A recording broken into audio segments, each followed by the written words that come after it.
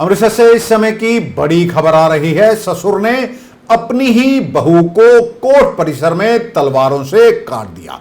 लगातार बहू पर उसने वार किए। पुलिस ने महिला को अस्पताल में भर्ती करवाया है, जबकि ससुर को गिरफ्तार कर लिया गया है। जांच में सामने आया है कि पकड़े गए आरोपी ने अपने बेटे की मौत का बदला लेने के लिए कदम उठाया है। करनैल सिंह, जो कि भिट्टेवड निवासी बताया जा रहा है, उसका यह कहना है कि उसके 25 साल के बेटे योदा का कत्ल 1 महीने पहले कर दिया गया था। उसे जहर देकर मारा गया था। जहर किसी और ने नहीं, बल्कि उसी की बहू ने अपने आशिक के साथ मिलकर दिया था। पहले मामला आत्महत्या का लगा था, लेकिन पुलिस ने छानबीन की तो सामने आया कि उसकी बहू ने ही उसके बेटे को अपने आशिक के साथ मिलकर जहर दिया था। अब बहू को और उसके आशिक को भी गिरफ्तार कर लिया गया है, लेकिन अभी भी उसका मन शांत नहीं हुआ। उसे पता था कि आज उसकी बहू को कोर्ट में पेश करने के लिए लाया जा रहा है, इसलिए वह इंतजार में था। जैसे ही वह कोर्ट परिसर में आई तो उसने अपने मन की भड़ास निकाल ली। हमने इसी को लेकर चश्मदीदों से भी बात की है। महिला गंभीर रूप से घायल हुई है। आप देखिए कि चश्मदीद इस बारे में क्या कह रहे हैं। ਅੰਮ੍ਰਿਤਸਰ ਦੀ ਜ਼ਿਲ੍ਹਾ ਕਚਹਿਰੀ 'ਚ ਅਸੀਂ ਖੜੇ ਹਾਂ ਤੇ ਕਚਹਿਰੀਆਂ ਦੀ ਸੁਰੱਖਿਆ ਵਿਵਸਥਾ ਤੇ ਵੀ ਸਵਾਲੀਆ ਪ੍ਰਸ਼ਨ ਚਿੰਨ੍ਹ ਲੱਗ ਗਿਆ। ਤੁਹਾਨੂੰ ਦੇਖ ਸਕਦੇ ਆ, ਇਹ ਤਸਵੀਰਾਂ ਲਾਈਵ ਤੁਹਾਨੂੰ ਦਿਖਾ ਰਹੇ ਹਾਂ। ਇਹ ਸੜਕ ਹੈ, ਉਹ ਘਟਨਾ ਹੈ। ਸਵੇਰੇ ਇੱਕ ਜਿਹੜੀ ਲੇਡੀ ਹੈ ਉਹਨੂੰ ਪੇਸ਼ ਕਰਨ ਵਾਸਤੇ ਇੱਥੇ ਲਿਆਂਦਾ ਜਾਂਦਾ ਹੈ ਤੇ ਉਹਦਾ ਇੰਤਜ਼ਾਰ ਕਰ ਰਿਹਾ ਹੁੰਦਾ ਉੱਥੇ ਇਹਦਾ ਸਹੁਰਾ। ਦੱਸਿਆ ਜਾ ਰਿਹਾ ਕਿ ਉਹ ਜਦੋਂ ਹੀ ਉਹ ਮਹਿਲਾ ਨੂੰ ਇੱਥੇ ਲਿਆਇਆ ਜਾਂਦਾ ਤੇ ਕਿਰਪਾਨਾਂ ਨਾਲ ਉਹਦੇ ਤੇ ਵਾਰ ਕਰ ਦਿੱਤਾ ਜਾਂਦਾ ਹੈ। ਚਸ਼ਮਦੀਦ ਸਾਡੇ ਨਾਲ ਨੇ, ਉਹਨਾਂ ਨਾਲ ਗੱਲਬਾਤ ਕਰਾਂਗੇ। ਤੁਸੀਂ ਇੱਥੇ ਸੀਗੇ ਜਦੋਂ ਇਹ ਸਾਰਾ ਇਨਸੀਡੈਂਟ ਹੋਇਆ? ਜੀ ਸਰ। ਕੀ ਨਾਮ ਹੈ ਤੁਹਾਡਾ ਤੇ ਕੀ ਹੋਇਆ ਸੀ ਜਦੋਂ ਤੁਸੀਂ ਕੀ ਦੇਖਿਆ? ਸਰ ਮੇਰਾ ਨਾਮ ਨੀਲਮ ਜੁਲਕਾ ਹੈ। ਮੈਂ ਆਪਣੀ ਕੋਰਟ ਦੀ ਤਰੀਕ ਭੁਗਤਣ ਵਾਸਤੇ, ਮੇਰੀ ਵੀ ਕੋਰਟ 'ਚ ਤਰੀਕ ਚੱਲਦੀ ਹੈ, ਮੈਂ ਉਹ ਭੁਗਤਣ ਵਾਸਤੇ ਆਈ ਸੀ। ਉਹ ਲੇਡੀਜ਼ ਨੂੰ ਅੱਗੇ ਲੈ ਕੇ ਜਾ ਰਹੇ ਸੀ। ਪੁਲਿਸ ਕਸਟਡੀ ਵਿੱਚ 2 ਲੇਡੀਜ਼ ਉਹਦੇ ਨਾਲ ਸੀ। ਹੋਰ ਵੀ ਪੇਸ਼ੀਆਂ ਕਾਫੀ ਹੋ ਰਹੀਆਂ ਸੀਗੀਆਂ, ਉਹਨਾਂ ਦੇ ਨਾਲ ਵੀ ਪੁਲਿਸ ਕਾਫੀ ਜਾ ਰਹੀ ਸੀਗੀ। ਸਭ ਆਪਣੇ ਅੰਦਰ ਜਾ ਰਹੇ ਸੀ। ਕਚਹਿਰੀ ਦੇ ਐਂਟਰ ਹੋਣ ਲੱਗਿਆ, ਕੰਪਲੈਕਸ ਦੇ ਅੰਦਰ ਐਂਟਰ ਹੋਣ ਲੱਗਿਆ, 3 ਕਦਮਾਂ ਦੀ ਦੂਰੀ ਤੇ ਇੱਕ ਸ਼ਖਸ ਉੱਧਰੋਂ ਨਿਕਲਦਾ ਗੱਡੀ ਦੇ ਪਿੱਛੋਂ। ਸਰਦਾਰ ਜੀ ਪੀਲਾ ਪਟਕਾ ਪਾਇਆ ਉਹਨਾਂ ਨੇ ਖੋਲ ਬੜੇ ਆਰਾਮ ਨਾਲ, ਕਿਸੇ ਨੇ ਉਹਨਾਂ ਨੂੰ ਲਾਂਦੇ ਨਹੀਂ ਦੇਖਿਆ ਵੀ ਤਲਵਾਰ ਕਿੱਦਾਂ ਇਹਨਾਂ ਨੇ ਕੱਢੀ, ਕਿੱਦਾਂ ਨਹੀਂ। ਉਹਨੇ ਤਲਵਾਰ ਕੱਢੀ ਹੈ। ਉਹ ਲੇਡੀਜ਼ ਜਾ ਰਹੀ ਸੀ, ਪਹਿਲੇ ਉਹਦੀ ਬਾਂਹ 'ਤੇ ਵਾਰ ਕੀਤੇ ਨੇ। ਉਹ ਬਾਂਹ ਦੇ ਨਾਲ ਵਾਰ ਕਰਨ ਨਾਲ ਉਹਦੀ ਨਹੀਂ ਚੱਲੀ। 1 ਮਾਰਿਆ, 2 ਮਾਰੇ, 3 ਮਾਰਿਆ, 3 ਉਹਦੀ ਬਾਂਹ 'ਤੇ ਵਾਰ ਕੀਤੇ ਨੇ। ਉਸ ਤੋਂ ਬਾਅਦ ਜਦੋਂ ਵੱਡਾ ਵਾਰ ਕੀਤਾ, ਜਦੋਂ ਦੇਖਿਆ ਉਹ ਲੇਡੀਜ਼ ਡਿੱਗ ਪਈ ਹੈ, ਖੂਨ ਨਿਕਲਣ ਲੱਗ ਪਿਆ। ਲੱਤਾਂ 'ਤੇ ਵੀ ਕੀਤੇ ਉਹਨੇ, ਬਾਹਾਂ 'ਤੇ ਵੀ ਕੀਤੇ ਨੇ। ਅਖੀਰਲਾ ਖੋਲ ਜਦੋਂ ਉਹਨੇ ਦੇਖਿਆ ਕਿ ਉਹ ਲੇਡੀਜ਼ ਡਿੱਗ ਪਈ ਹੈ, ਉਹਨੇ ਸਿਰ ਦੇ ਵਿਚਕਾਰ ਉਹਦੇ ਮਾਰੀ ਤਲਵਾਰ, ਜਿਹਦੇ ਨਾਲ ਉਹਦੇ ਸਿਰ ਦੇ ਧੀਰੀਆਂ ਖੂਨ ਦੀਆਂ ਨਿਕਲ ਪਈਆਂ। ਤਲਵਾਰ ਸਿਰ ਦੇ ਵਿੱਚ ਮਾਰਤੀ? ਹਾਂਜੀ। ਉਹ ਲੇਡੀਜ਼ ਇੱਥੇ, ਉਹ ਵੇਖੋ ਉੱਥੇ ਲੇਡੀਜ਼ ਡਿੱਗੀ। ਅੱਛਾ, ਜਦੋਂ ਫਿਰ ਉਹ ਬਚ ਗਈ ਹੈ ਕਿ ਮਰ ਗਈ ਹੈ ਲੇਡੀ? ਹਾਲ ਦੀ ਕੜੀ ਤੇ ਉਹ ਕਾਫੀ ਸੀਰੀਅਸ ਹੈ, ਕਿਉਂਕਿ ਉਹਦੀ ਹਾਲਤ ਹੈ ਨਹੀਂ ਸੀਗੀ, ਉਹ ਹੋਸ਼ ਵਿੱਚ ਨਹੀਂ ਸੀ। ਸਿਰਫ ਹਲਕਾ ਜਿਹਾ ਉਹਨੇ ਪੁੱਛਿਆ ਸੀ, ਬੇਟਾ ਇਹ ਤੁਹਾਡੇ ਕੀ ਲੱਗਦੇ ਨੇ? 21-22 ਸਾਲ ਦੀ ਲੇਡੀਜ਼ ਹੋਣੀ ਹੈ। ਉਹਨੇ ਪੁੱਛਿਆ ਸੀ ਇਹ ਕੌਣ ਹੈ ਤੁਹਾਡੇ? ਕਹਿੰਦੇ ਮੇਰੇ ਸਹੁਰਾ ਸਾਹਿਬ ਨੇ। ਇਹ ਕਿ ਵੀ ਕੀ ਹੋਇਆ? ਕਹਿੰਦੇ ਵੀ ਉਸ ਤੋਂ ਬਾਅਦ ਉਹ ਬੇਹੋਸ਼ ਹੋ ਗਈ। ਇਹ ਮੇਰੇ ਸਹੁਰਾ ਸਾਹਿਬ ਨੇ, ਸਿਰਫ ਮੈਂ ਉਹਨਾਂ ਦੀ ਨੂੰਹ ਹਾਂ। ਦੇਖ ਸਕਦੇ ਹੋ ਕਿਸ ਤਰ੍ਹਾਂ ਇਹ ਕੋਰਟ ਦੇ ਇੱਥੇ ਹਰ ਰੋਜ਼ ਕਈ ਮੁਲਜ਼ਮਾਂ ਨੂੰ ਪੇਸ਼ ਕਰਾਉਣ ਵਾਸਤੇ ਅਦਾਲਤ ਵਿੱਚ ਲਿਆਂਦਾ ਜਾਂਦਾ ਹੈ। ਚਾਂਦੀ ਕਦਮਾਂ ਤੇ ਜੁਡੀਸ਼ੀਅਲ ਕੰਪਲੈਕਸ ਹੈ, ਅੰਮ੍ਰਿਤਸਰ ਕੋਰਟ ਦਾ ਕੰਪਲੈਕਸ ਹੈ, ਜਿੱਥੇ ਮੁਲਜ਼ਮਾਂ ਨੂੰ ਪੇਸ਼ ਕਰਨ ਵਾਸਤੇ ਲਿਆਂਦਾ ਜਾਂਦਾ ਹੈ। ਇਹ ਕੰਪਲੈਕਸ ਦੇ ਅੰਦਰ ਇਹਨੂੰ ਲੈ ਕੇ ਜਾਣਾ ਸੀਗਾ। ਉਸ ਲੇਡੀ ਨੂੰ ਜਿਹਦੇ ਉੱਪਰ ਕਿਰਪਾਨਾਂ ਨਾਲ ਵਾਰ ਕਰ ਦਿੱਤੇ ਜਾਂਦੇ ਨੇ, ਉਹ ਲੇਡੀ ਬਚ ਗਈ ਹੈ ਜਾਂ ਨਹੀਂ, ਹਜੇ ਤੱਕ ਉਹਦੀ ਇਹ ਦੱਸਿਆ ਜਾ ਰਿਹਾ ਕਿ ਹਾਲਤ ਜਿਹੜੀ ਸੀਰੀਅਸ ਹੈ। ਉਹ ਲਗਾਤਾਰ ਜਿਹੜਾ ਉਹ ਕਹਿ ਰਿਹਾ ਸੀਗਾ, ਉਹ ਜਿਹਨੇ ਉਹਨੂੰ ਮਾਰਿਆ ਕਿ ਇਹਨੇ ਮੇਰੇ ਪੁੱਤ ਨੂੰ ਮਰਵਾਇਆ, ਇਸ ਕਰਕੇ ਮੈਂ ਉਹਨੂੰ ਮਾਰਨਾ ਹੀ ਸੀਗਾ। ਹੁਣ ਅਸੀਂ ਗੱਲਬਾਤ ਦੇਖੋ, ਇੱਕ ਜਿਹੜੀ ਸਾਡੀ ਵੱਡੀ ਗੱਲ ਹੈ ਇੱਥੇ, ਹੋਰ ਵੱਡੀ ਗੱਲ ਸਾਹਮਣੇ ਆਈ ਹੈ ਸੁਰੱਖਿਆ। ਜਿਹੜੀ ਕਚਹਿਰੀ ਦੀ ਸਿਕਿਉਰਿਟੀ ਜਿਹੜੀ ਹੈ, ਵਕੀਲ ਵੀ ਇੱਥੇ ਬਹੁਤ ਸਾਰੇ ਨੇ, ਵਕੀਲਾਂ ਨਾਲ ਵੀ ਗੱਲਬਾਤ ਕਰਾਂਗੇ। ਬਹੁਤ ਸਾਰੇ ਜੱਜ ਇੱਥੇ ਆਉਂਦੇ ਨੇ, ਕਿਰਪਾਨ ਲੈ ਕੇ ਉਹ ਕਿਸ ਤਰ੍ਹਾਂ ਅੰਦਰ ਆ ਜਾਂਦਾ ਹੈ। ਡਰੇਜ ਹਰ ਰੋਜ਼ ਇੱਥੇ ਕਈ ਗੈਂਗਸਟਰਾਂ ਨੂੰ ਵੀ, ਕਈ ਅਪਰਾਧਿਕ ਜਿਹੜੇ ਤੱਤਵ ਨੇ, ਜਿਹੜੇ ਗੈਰ ਸਮਾਜਿਕ ਤੱਤਵ ਨੇ, ਉਹਨਾਂ ਨੂੰ ਵੀ ਪੇਸ਼ ਕਰਨ ਇੱਥੇ ਲਿਆਂਦਾ ਜਾਂਦਾ।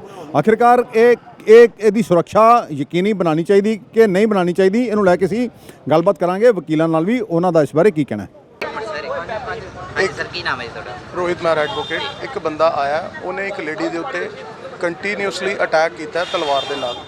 ਉੱਥੇ ਉਹ ਕੁੜੀ ਦਾ ਇਸ ਵੇਲੇ ਬਹੁਤ ਬੁਰਾ ਹਾਲ ਹੈ। ਕਮ ਸੇ ਕਮ 8-10 ਵਾਰ ਉਹਨੇ ਤਲਵਾਰ ਮਾਰੀ ਉਹਦੇ ਸਿਰ ਤੇ ਔਰ ਬੋਡੀ ਦੇ ਉੱਤੇ। ਉਹਨੂੰ ਸ਼ਾਇਦ ਕਿਤੇ ਪੇਸ਼ ਕਰਨ ਵਾਸਤੇ ਲਿਆਏ ਸੀ, ਦੈਟ ਆਈ ਡੋਂਟ ਨੋ ਕਿ ਉਹ ਕਿਸ ਪਰਪਸ ਵਾਸਤੇ ਆਈ ਸੀ, ਪਰ ਉਸ ਦੇ ਨਾਲ ਇਹ ਚੀਜ਼ ਆਉਂਦੀ ਹੈ ਵੀ ਇੱਥੇ ਸਿਕਿਉਰਿਟੀ ਇਸ਼ੂ ਹੈਗਾ। ਤੇ ਇਸ ਚੀਜ਼ ਨੂੰ ਨੈਕਸਟ ਟਾਈਮ ਕੋਈ ਐਸਾ ਇਨਸੀਡੈਂਟ ਨਾ ਹੋਵੇ, ਇਹਦੇ ਅੱਗੋਂ ਇਹਦੇ ਵਾਸਤੇ ਸਾਨੂੰ ਥੋੜਾ ਅਲਰਟ ਰਹਿਣਾ ਪਏਗਾ ਔਰ ਕੋਈ ਅਰੇਂਜਮੈਂਟਸ ਕਰਨੇ ਪੈਣਗੇ। ਕਿੰਨੇ ਜਾਣੇ ਸੀ ਸਰ? ਇੱਕ ਬੰਦਾ ਸੀ ਜੀ, ਇੱਕ ਬੰਦਾ ਸੀ। ਉਹ ਲੇਡੀ ਆ ਰਹੀ ਸੀ ਅੰਦਰ, ਔਰ ਮੈਂ ਉਹ ਲੇਡੀ ਤੋਂ ਥੋੜਾ ਹੀ ਪਿੱਛੇ ਸੀ, ਮੇਰੇ ਸਾਹਮਣੇ ਹੀ ਉਹਨੇ ਮਾਰਿਆ ਉਹਨੂੰ। ਉਹਦੇ ਤੇ ਮੇਰੇ ਖਿਆਲ ਆਈ ਥਿੰਕ ਮਲਟੀਪਲ ਇੰਜਰੀਜ਼ ਉਹਨੂੰ ਹੋਈਆਂ ਹੋਣੀਆਂ, ਕਾਫੀ ਜ਼ਿਆਦਾ ਮਾਰਿਆ ਉਹਨੂੰ। ਬਾਕੀ ਪੁਲਿਸ ਨੇ ਉਹਨੂੰ ਫੜ ਲਿੱਤਾ। डिटेल तो ਉਹਨਾਂ ਤੋਂ ਹੀ ਪਤਾ ਲੱਗੇਗੀ ਸਾਰੀ ਕੀ मैटर है एक्चुअल ਦੇ ਵਿੱਚ। पंजाब पुलिस ने नार्को टेरर मॉड्यूल का भंडाफोड़ किया है। नार्को टेरर मॉड्यूल से जुड़े तरनतारन निवासी योगराज उर्फ योग को रमदास सेक्टर से गिरफ्तार किया। उससे 2 AK-56, एक पिस्टल, 25 गोलियां, एक टिफिन बम, 2 किलोग्राम हेरोइन और एक कार बरामद की गई है।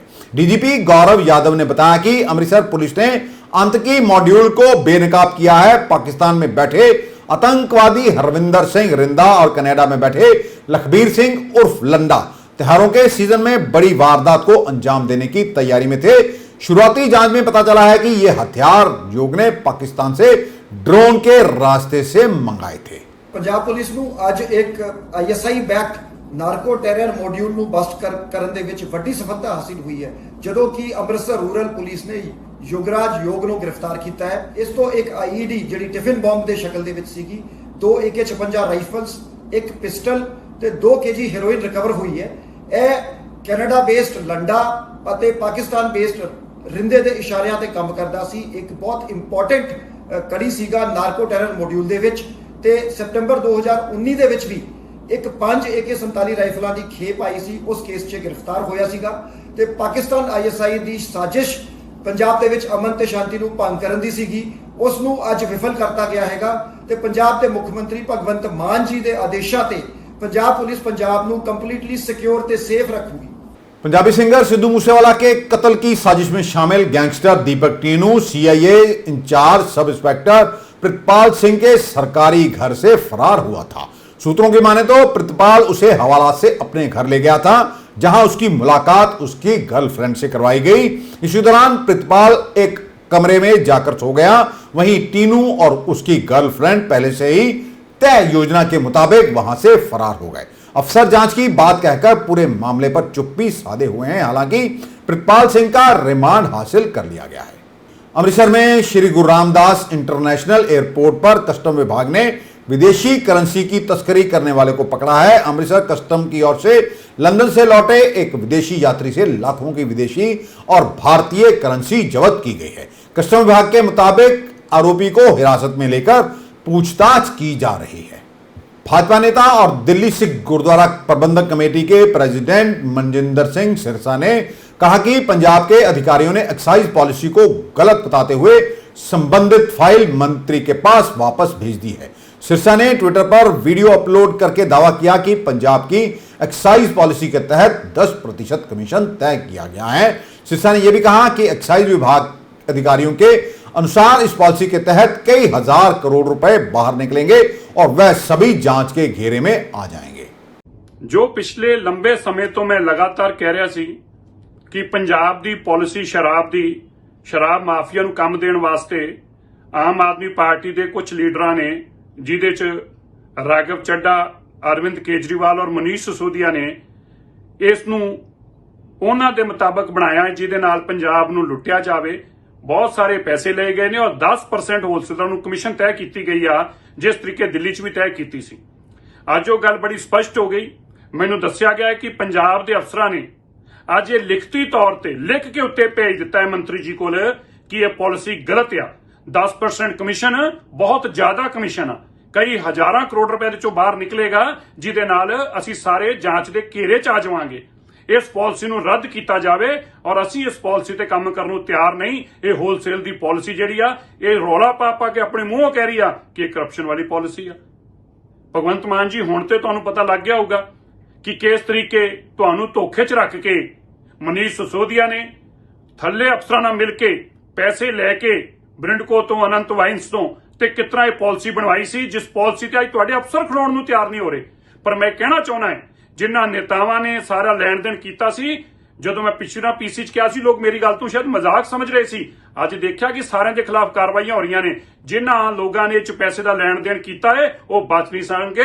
ਬਹੁਤ ਜਲਦੀ ਪੰਜਾਬ ਨੂੰ ਲੁੱਟਣ ਵਾਲੇ ਲੋਕ ਤੁਹਾਨੂੰ ਜੇਲ੍ਹ ਚ ਦਿਖਾਈ ਦੇਣਗੇ। ਜਿੰਨੇ ਮਰਜ਼ੀ ਹੁਣ ਪਾਲਿਸੀਆਂ ਬਦਲ ਲਿਓ ਜੇ, ਬਚ ਨਹੀਂ ਸਕਦੇ। ਪਰ ਇੱਕ ਗੱਲ ਪੱਕੀ ਸਪਸ਼ਟ ਆ, ਹੁਣ ਇਹ ਪਾਲਿਸੀ ਤੁਹਾਨੂੰ ਬਦਲਣੀ ਪਊਗੀ ਔਰ ਇਹ ਸੱਚਾਈ ਸਾਹਮਣੇ ਆ ਜਾਊਗੀ ਕਿ ਤੁਸੀਂ ਬੇईमान ਸੀ और बेईमानी नाले पॉलिसी बनाई सी। पंजाब के पटियाला में तैनात पुलिस के डीएसपी संजीव सागर पर रेप के आरोप लगे हैं। ये आरोप डीएसपी के घर पर किराए में रहने वाली महिला की ओर से लगाए गए हैं। महिला की शिकायत के बाद पटियाला पुलिस ने डीएसपी संजीव सागर पर मामला दर्ज कर लिया है। पंजाब में नशा इस कदर हावी हो गया है कि आए दिन सोशल मीडिया पर नशे से धुत नौजवानों और महिलाओं की वीडियो सामने आ रही है। अमृतसर के ही कोट खालसा इलाके के लोगों ने वहां के एक नेता पर नशा बिकवाने के आरोप लगाए हैं और इसी को लेकर लोगों की ओर से आज इस नेता के खिलाफ प्रदर्शन भी किया गया। एक सीसीटीवी वीडियो भी सामने आया है जिसमें यह नेता किसी व्यक्ति के साथ बहस करता दिखाई दे रहा है। ਅੱਜ ਕੋਟ ਖਾਲਸਾ ਇਲਾਕੇ ਦੇ ਵਿੱਚ ਇੱਕ ਕਾਉਂਸਲਰ ਦੀ ਬਦਮਾਸ਼ੀ ਜਿਹੜੀ ਉਸਨੇ 15 ਦਿਨ ਪਹਿਲਾਂ ਇਸ ਜਗ੍ਹਾ ਤੇ ਕੀਤੀ ਸੀ। ਇੱਕ ਮਜ਼ਦੂਰ ਪਰਿਵਾਰ ਨਾਲ, ਇੱਕ ਮਜ਼ਦੂਰ ਮੁੰਡੇ ਨਾਲ ਜਿਹੜਾ ਦਿਹਾੜੀ ਡੱਪਾ ਕਰਦਾ, ਉਹਨੂੰ ਗਾਲ ਮੰਦਾ ਕੀਤਾ। ਪਰ 15 ਦਿਨਾਂ ਦੇ ਵਿੱਚ ਜਿਹੜਾ ਉਹਨੂੰ ਇਨਸਾਫ ਨਹੀਂ ਦਿੱਤਾ ਗਿਆ। ਨਾਲ ਦੀ ਨਾਲ ਉਹ ਕੌਂਸਲਰ ਜਿਹੜਾ ਨਸ਼ੇ ਦਾ ਕਾਰੋਬਾਰ, ਇੱਕ ਰੈਕਟ ਚਲਾਉਂਦਾ ਆਪਣੀ ਸੱਸ ਥਰੂ, ਆਪਣੇ ਸਾਲਿਆਂ ਦੇ ਥਰੂ, ਜਿਹੜੇ ਕਿ ਇਸ ਵੇਲੇ ਘਰੋਂ ਭੱਜੇ ਹੋਏ ਆ, ਉਹਨਾਂ ਦੇ ਇਹ ਨਾਲ ਦੀ ਨਾਲ ਨਸ਼ਾ ਵੇਚ ਰਿਹਾ। ਨਾਲ ਦੀ ਨਾਲ ਜਿਹੜਾ ਇਸ ਇਲਾਕੇ 'ਚ ਜਿਹੜਾ ਬੜੀ ਵੱਡੀ ਪੱਧਰ 'ਤੇ ਜਿਹੜੀ ਬਦਮਾਸ਼ੀ ਕਰ ਰਿਹਾ ਤੇ ਲੋਕਾਂ ਦੀ ਲੁੱਟ ਕਰ ਰਿਹਾ।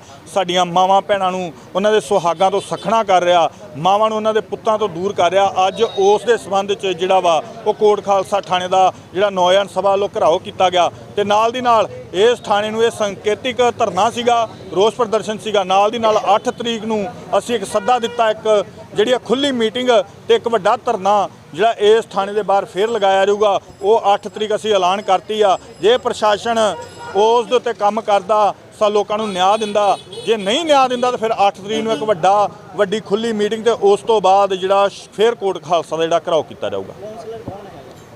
ਸੁਖਬੀਰ ਸਿੰਘ ਸੋਨੀ ਜਿਸ ਵੱਲੋਂ ਲਗਾਤਾਰ ਇਸ ਇਲਾਕੇ 'ਚ ਬਦਮਾਸ਼ੀ ਕੀਤੀ ਜਾ ਰਹੀ ਹੈ। ਉਹ ਜਿਹੜਾ ਥਾਣੇ ਤੋਂ ਬਾਹਰ ਤੁਸੀਂ ਧਰਨੇ ਦਾ ਨਾਮ ਲਿਆ ਹੋਇਆ, ਉਹਨੂੰ ਆਪਾਂ ਧਰਨੇ ਦਾ ਰੂਪ ਨਹੀਂ ਕਹਿ ਸਕਦੇ, ਉਹਨਾਂ ਨੂੰ ਆਪਾਂ ਇੱਕ ਅਵੇਅਰਨੈਸ ਪ੍ਰੋਗਰਾਮ ਉਹਨਾਂ ਦਾ ਕਹਿ ਸਕਦੇ ਹਾਂ। ਦੇਖੋ, ਜਿਹੜਾ ਨਸ਼ੇ ਦੀ ਗੱਲ ਤੁਸੀਂ ਕਰ ਰਹੇ ਜੇ, ਨਸ਼ਾ ਇੱਕ ਥਾਂ 'ਤੇ ਨਹੀਂ ਹੈ, ਸਾਰੇ ਹੀ ਪੰਜਾਬ ਦੇ ਵਿੱਚ ਵਿਚਰ ਚੁੱਕਾ। ਪਿਛਲੀਆਂ ਸਰਕਾਰਾਂ ਦੇ ਦੌਰਾਨ ਜੋ ਕੁਝ ਵੀ ਹੋਇਆ ਉਹ ਤੁਹਾਡੀਆਂ ਸਭ ਦੀਆਂ ਨਜ਼ਰਾਂ ਦੇ ਵਿੱਚ ਵੀ ਹੈ। ਲੇਕਿਨ ਹੁਣ ਜੋ ਮਾਨਯੋਗ ਸੀਐਮ ਸਾਹਿਬ ਭਗਵੰਤ ਸਿੰਘ ਜੀ ਮਾਨ ਵੱਲੋਂ ਜਿਹੜੀਆਂ ਹਦਾਇਤਾਂ ਮਿਲੀਆਂ ਔਰ ਮਾਨਯੋਗ ਡੀਜੀਪੀ ਸਾਹਿਬ, ਮਾਨਯੋਗ ਸੀਪੀ ਸਾਹਿਬ ਜਾਂ ਮਾਨਯੋਗ ਡੀਸੀਪੀ ਸਾਹਿਬ ਵੱਲੋਂ ਜੋ ਹਦਾਇਤਾਂ ਮਿਲਦੀਆਂ ਉਹਦੇ ਮੁਤਾਬਕ ਅਸੀਂ ਫਿਰ ਵੀ ਆਪਣੇ ਤੌਰ 'ਤੇ ਕੰਪੇਨ ਜਾਰੀ ਰੱਖੀ ਹੋਈ ਆ ਔਰ ਨਸ਼ੇ ਦੇ ਖਿਲਾਫ ਜਿਹੜੀ ਆ ਉਹ ਸਟੈਪ ਲਏ ਜਾ ਰਹੇ ਆ ਔਰ ਹਰ ਤਰ੍ਹਾਂ ਦੀ ਕਾਰਵਾਈ ਜਿਹੜੀ ਆ ਅਮਲ 'ਚ ਲਿਆਂਦੀ ਹੈ। ਨਿਰਪੱਖ ਤੌਰ 'ਤੇ ਕਾਰਵਾਈ ਕੀਤੀ ਹੈ, ਕਿਸੇ ਕਿਸਮ ਦਾ ਕਿਸੇ ਨਾਲ ਕੋਈ ਵੀ ਪੱਖਪਾਤ ਨਹੀਂ ਕੀਤੀ ਜਾਂਦੀ। ਜਿਹੜੀ ਕੰਪਲੇਂਟ ਇਹਨਾਂ ਵੱਲੋਂ ਦਿੱਤੀ ਗਈ ਹੈ, ਪਹਿਲਾਂ ਮੈਂ ਆਪ ਜੀ ਨੂੰ ਦੱਸ ਚੁੱਕਾ ਵੀ ਉਸ ਕੰਪਲੇਂਟ ਦੇ ਵਿੱਚ ਏਐਸਆਈ ਸੰਜੀਵ ਕੁਮਾਰ ਵੱਲੋਂ ਇਹਨਾਂ ਨੂੰ 2 ਵਾਰਾਂ ਬੁਲਾ ਕੇ ਥਾਣੇ ਕਾਲ ਕੀਤੀ ਗਈ ਹੈ। ਰਿਟਨ ਤੌਰ ਤੇ ਰਿਪੋਰਟਾਂ ਵੀ ਲਿਖੀਆਂ ਗਈਆਂ, ਤੁਹਾਡੇ ਡਾਕੂਮੈਂਟਸ ਵੀ ਤੁਹਾਨੂੰ ਪ੍ਰੋਡਿਊਸ ਕਰ ਸਕਦੇ ਹਾਂ ਅਸੀਂ। ਲੇਕਿਨ ਇਹਨਾਂ ਨੇ ਪਾਰਟੀਆਂ ਵੱਲੋਂ ਹੁਣ ਤੱਕ ਤੇ ਕਿਸੇ ਨੇ ਵੀ ਆਪਣੇ ਡਾਕੂਮੈਂਟਸ ਜਾਂ ਆਪਣੀ ਕੋਈ ਸਟੇਟਮੈਂਟ ਰਿਕਾਰਡ ਨਹੀਂ ਕਰਾਈ, ਜਿਸ ਕਰਕੇ ਇਹਨਾਂ ਨੂੰ ਕੱਲ੍ਹ ਵੀ ਆਏ ਸੀ ਤੇ ਕੱਲ੍ਹ ਵੀ ਇਹਨਾਂ ਨੂੰ ਕਿਹਾ ਸੀ ਸਟੇਟਮੈਂਟ ਰਿਕਾਰਡ ਕਰਕੇ, ਕਹਿੰਦੇ ਜੀ ਅਸੀਂ ਸਟੇਟਮੈਂਟ ਰਿਕਾਰਡ ਨਹੀਂ ਕਰਾਉਣੀ। ਜੇ ਸਟੇਟਮੈਂਟ ਕਰਵਾਈ ਦੈਨ ਆਈ ਵਿਲ ਡਿਸਕਨਸੀਡਰ। ਸਟੇਟਮੈਂਟਾਂ ਕਰਾਉਣ, ਮੈਂ ਸੀਸੀਟੀਵੀ ਫੁਟੇਜ ਦੇਖਾਂਗਾ, ਦੈਨ ਆਈ ਵਿਲ ਕੰਸੀਡਰ। ਇਹ ਮੇਰਾ ਇਨਕੁਆਇਰੀ ਅਫਸਰ ਪਹਿਲਾਂ ਵੇਖੇਗਾ, ਕੰਸੀਡਰ ਕਰੇਗਾ, ਉਸ ਤੋਂ ਬਾਅਦ ਮੈਂ ਫਾਈਨਲ ਰਿਪੋਰਟ ਮੈਂ ਦੇਖਾਂਗਾ। ਠੀਕ ਹੈ ਜੀ, ਫਿਰ ਨੈਕਸਟ ਆਫਿਸਰ ਸਾਹਿਬਾਨ ਦੇ ਨੋਟਿਸ ਵਿੱਚ ਲਿਆ ਕੇ I will take action according with law. Shri Harmandir Sahib के पास स्थित एक होटल में एक युवक की लाश मिली है। युवक के परिजनों का कहना है कि होटल के मालिक और उसकी बेटी ने उनके बेटे को मार दिया है। पुलिस मामले की जांच कर रही है। मेरा नाम किरणजोत कौर। मामला मेरा ब्रदर सीगा, वो मॉर्निंग उठ के घरों गया सीगा, लेकिन वो होटल 'ਚ कुड़ी ना पाया गया सीगा, लेकिन ਉਹਦੀ ਡੈਥ ਹੋ ਚੁੱਕੀ ਸੀਗੀ, ਹੋਟਲ ਵਿੱਚ ਡੈਥ ਹੋ ਚੁੱਕੀ ਸੀਗੀ। ਇਹਨਾਂ ਨੇ ਮੈਨੂੰ ਕਿਹਾ ਕਿ ਤੁਹਾਡਾ ਕਿਸੇ ਹੋਟਲ ਵਾਲਿਆਂ ਦੇ ਕਹਿਣ ਤੇ ਮੈਨੂੰ ਮਿਲਿਆ ਕਿ ਇਹ ਕਹਿੰਦੇ ਕਿ ਨੰਗਾ ਸੀ, ਅਸੀਂ ਨੰਗਾ ਚੁੱਕ ਕੇ ਬੈੱਡ ਤੇ ਪਾਇਆ ਵਾ, ਕੱਪੜੇ ਪਾਏ ਆ, ਜਦ ਕਿ ਹੋਟਲ ਵਾਲਿਆਂ ਨੇ ਦਾਖਲ ਨਹੀਂ ਕਰਵਾਇਆ ਉਹਨੂੰ ਤੇ ਕੁੜੀ ਵੀ ਉੱਥੋਂ ਮੌਜੂਦਾ ਉਹਨਾਂ ਨੇ ਭਜਾਤੀ ਆ। ਸਾਨੂੰ ਨਹੀਂ ਪਤਾ ਜਾਣ ਕਦੋਂ ਦੀ ਉਹਦੀ ਨਿਕਲੀ ਹੋਈ। ਮੈਂ ਸਰ FIR ਕੀਤੀ ਹੋਈ ਆ, ਪਰ FIR ਕੀਤੀ ਹੋਈ, ਉਹ ਕਹਿੰਦੇ ਪਏ ਕਿ ਸਾਈਨ ਕਰਾ ਲਓ, ਸੰਸਕਾਰ ਕਰਾ ਲਓ, ਸੰਸਕਾਰ ਤੋਂ ਬਾਅਦ ਅਸੀਂ ਕੁਝ ਕਰਾਂਗੇ, ਫਿਰ ਕਾਰਵਾਈ ਕਰਾਂਗੇ। ਬਟ ਮੈਂ ਕਿਵੇਂ ਮੰਨ ਲਵਾਂ ਸੰਸਕਾਰ ਤੋਂ ਬਾਅਦ ਕੋਈ ਕਾਰਵਾਈ ਹੋਊਗੀ? ਮੈਨੂੰ ਲੱਗਦਾ ਹੈ ਕਿ ਉਹਨਾਂ ਨੇ ਜਦੋਂ ਕੁੜੀ ਨੇ ਕੁਝ ਦੇ ਕੇ ਉਹਨੂੰ ਮਾਰਿਆ, ਵਿੱਚ ਹੋਟਲ ਵਾਲੇ ਰਲੇ ਆ, ਵਿੱਚ ਮੈਨੇਜਰ ਰਲਿਆ ਹੋਇਆ। ਮੈਨੇਜਰ ਵੀ ਨਹੀਂ ਦੱਸ ਰਿਹਾ ਕਦੋਂ ਮੌਤ ਹੋਈ ਆ। ਡੈਥ ਦੀ ਕੱਲ ਹੋਈ ਹੈ। ਕਾਰਵਾਈ ਕੋਈ ਨਹੀਂ ਕੀਤੀ ਗਈ ਹਲੇ ਤੱਕ। ਹੋਟਲ ਵਾਲੇ ਬੰਦੇ ਨਹੀਂ ਚੁੱਕੇ ਗਏ ਕਹਿੰਦੇ ਭਈ ਰਾਤ ਨੂੰ ਕੁੜੀ ਚੁੱਕ ਲਈ ਆ, ਤੇ ਫਿਰ ਮੈਨੇਜਰ ਵੀ ਚੁੱਕਿਆ ਜਾਵੇ ਨਾ। ਇਨਸਾਫ ਸਾਨੂੰ ਮੈਨੇਜਰ ਚੁੱਕਿਆ ਜਾਵੇ, ਸਾਨੂੰ ਉਹ ਦੱਸੇ ਕੀ ਹੋਇਆ। ਵੇਟਰ ਚੁੱਕਿਆ ਜਾਵੇ ਜਿਹਨੇ ਲਾਸ਼ ਥੱਲੇ ਲਾਈ ਆ। ਇੱਕ ਵੀਡੀਓ ਵਿਖਾਈ ਜਾਵੇ ਸਾਨੂੰ, ਜਿਹੜੀ ਉਹ ਵੀਡੀਓ ਨੰਗੇ ਨੂੰ ਚੁੱਕ ਕੇ ਕੱਪੜੇ ਪਾਏ ਜਾਂ ਕਿੱਦਾਂ, ਕੌਣ ਕੁੜੀ ਆ ਰਹੀ, ਕਦੋਂ ਕੁੜੀ ਜਾ ਰਹੀ ਆ, ਕਦੋਂ ਮੇਰੇ ਭਰਾ ਨੇ ਐਂਟਰੀ ਕੀਤੀ, ਕਦੋਂ ਬਾਹਰ ਆਇਆ, ਕਦੋਂ ਅੰਦਰ ਗਿਆ। ਉਹ ਕੋਈ ਆਈਡੀ ਨਹੀਂ ਹੈਗੀ ਇਹਨਾਂ ਨੂੰ, ਕੋਈ ਸੀਸੀਟੀਵੀ ਮੈਨੂੰ ਕੋਈ ਨਹੀਂ ਦਿਖਾਈ। ਉਹ ਕਹਿੰਦੇ ਪਏ ਆ ਕਿ ਸਰਕਾਰੀ ਬੰਦਿਆਂ ਨੂੰ ਦਿਖਾ ਸਕਦੇ, ਤੁਹਾਨੂੰ ਨਹੀਂ ਦਿਖਾ ਸਕਦੇ। ਹੁਣ ਇਹ ਕਿਹੜਾ ਇਨਸਾਫ ਆ ਕਿ ਜਿਨ੍ਹਾਂ ਦਾ ਮੁੰਡਾ ਮਰ ਜੇ, ਭਰਾ ਮਰ ਜੇ, ਉਹਨਾਂ ਉਹ ਵੀਡੀਓ ਕਿਉਂ ਨਹੀਂ ਦੇਖ ਸਕਦੇ? ਹਾਂਜੀ, ਹੋਟਲ 'ਚੋਂ ਡੈੱਡ ਬੋਡੀ ਮਿਲੀ ਹੈ ਜੀ। ਇਹਨਾਂ ਡੈੱਡ ਬੋਡੀ ਹੋਟਲ 'ਚ ਚੁੱਕ ਕੇ ਲੈ ਕੇ ਆਏ ਸਿਵਲ ਹਸਪੀਟਲ ਜੀ। ਹੋਟਲ ਦੇ ਵਿੱਚ ਮਿਲੀ ਸੀ। ਚੈਕਿੰਗ ਕੌਣ ਕਰਨ ਗਿਆ? ਵੀਡੀਓ ਕਿਹਨੇ ਦੇਖੀ? ਤੁਸੀਂ ਦੇਖੀ ਸੀਗੀ? ਇਹ ਵੀ ਦੱਸੋ ਨਾ। ਆਂਦੇ ਅਫਸਰ ਦੱਸਦੇ ਜੋ ਤੁਸੀਂ ਕੰਟੀਨੈਂਟਲ। ਸਰ ਕੋਈ ਮਾਮਲਾ ਤੁਹਾਨੂੰ ਪਤਾ ਲੱਗਾ ਹੋਏਗਾ ਕਿ ਸਿਰਫ ਡੈੱਡ ਬੋਡੀ ਮਿਲੀ ਹੈ? ਦੱਸੇ ਜਾਂ ਕਿ ਸੀਨੀਅਰ ਅਫਸਰ ਦੱਸਦੇ, ਬਾਕੀ ਜਿਨ੍ਹਾਂ ਨੇ 4 ਸਾਲ ਦੇ ਪਰਚਾ ਦਰਜ ਕੀਤਾ ਮੌਕੇ ਜਾ ਕੇ ਦੱਸਦੇ। ਕਿਹੜਾ ਦਰਜ ਕੀਤਾ ਗਿਆ ਜੀ? आगे दस दे 304 ਦਾ ਕਹਿ ਰਹੇ ਜੀ, 302 ਦਾ ਸੁਣਿਆ ਹੋਣਾ ਕਹਿੰਦੇ। जम्मू कश्मीर के डीजी जेल हेमंत लोहिया की सोमवार देर रात हत्या कर दी गई थी।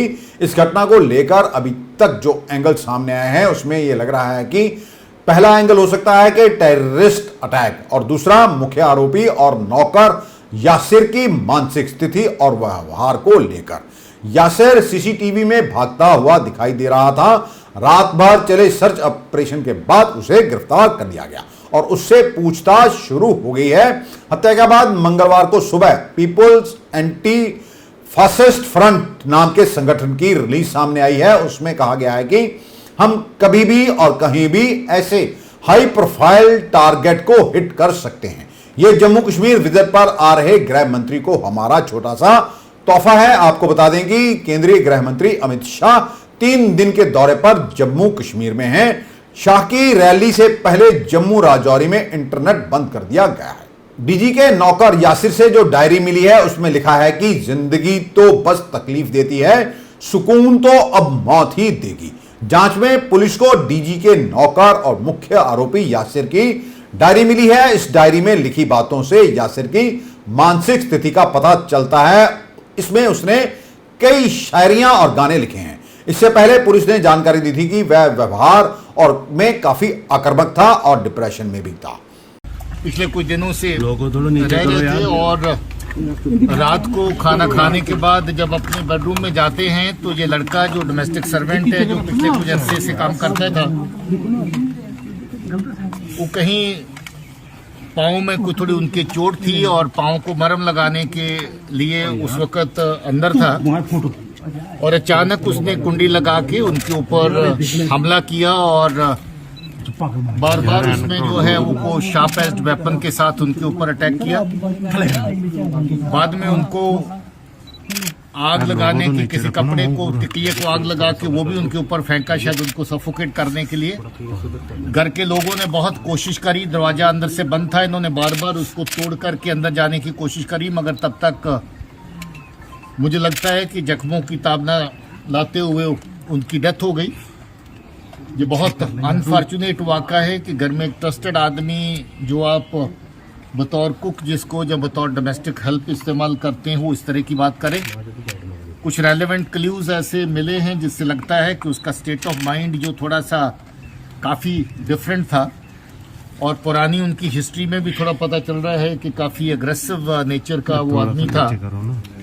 अब ये जो वाक़ा हुआ है इसकी बाकी तहकीकात कर रहे हैं और उसके फ़ोटो जो हैं अलेज्ड मर्डरर के वो मीडिया में जारी कर दिए गए हैं। इसकी बाकी डिटेल जो हो तफ्तीश के साथ पता सर, कुछ आतंकी संगठनों ने भी क्लेम किया है कि उन्होंने इस हत्याकांड को, जो तफ्तीशी संगठन हैं ये किसी भी चीज को बेशर्मी से ओनअप करने की इनकी एक कोशिश रहती है। इस तरह का कोई अभी तक क्ल्यू जहां पर नहीं है, उस इशू को फॉर द टाइम बीइंग तो हम रूल आउट करते हैं, मगर तफ्तीश के दौरान अगर कोई ऐसी बात आएगी तो उसको देखा जाएगा। वहीं केंद्रीय गृह मंत्री अमित शाह सोमवार को 3 दिन के जम्मू कश्मीर के दौरे पर पहुंच गए हैं। अमित शाह ने राजौरी में एक रैली को संबोधित किया और कहा कि 70 साल तक जम्मू कश्मीर पर 3 परिवारों ने राज किया। लोकतंत्र सिर्फ अपने परिवारों में बना दिया था। 3 परिवारों ने लोकतंत्र और जमहूरियत का मतलब सिर्फ पीढ़ियों तक शासन करना बना दिया था। पहले जो हक 3 परिवारों के पास थे, आज वह अधिकार 30,000 लोगों को मिला है।